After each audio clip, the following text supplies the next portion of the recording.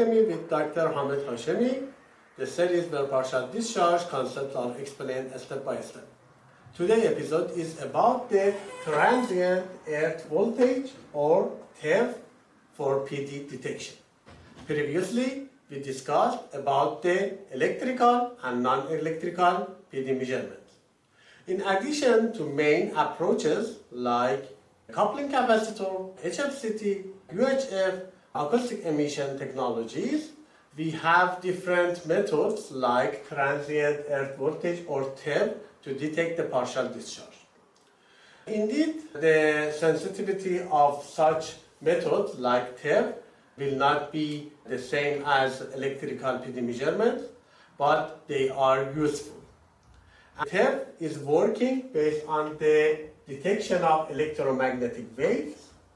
You put TEV sensors on the surface of the high voltage or medium voltage assets, and you capture the electromagnetic waves in range of 2-3 megahertz up to 100 megahertz. The detection of the TEV is based on the capacitor coupling on the metallic surface.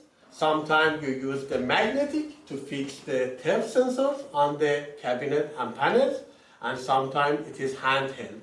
The units for reporting the partial discharge by TEV will be decibel or maybe millivolt. It is not similar to partial discharge by the electrical method. It will be reported by nanocoulomb or picocoulomb. And you will have the reported magnitude of the partial discharge in decibel usually. It is useful for you to know that the cabinet and the medium voltage switchgear is PD suspicious or it is not PD suspicious. It is a good check, and there are some limits for TEV method to detect the partial discharge. Today we discuss the topic of TEV for PD detection. The most application for TEV will be related to the switchgears and medium voltage switchgears.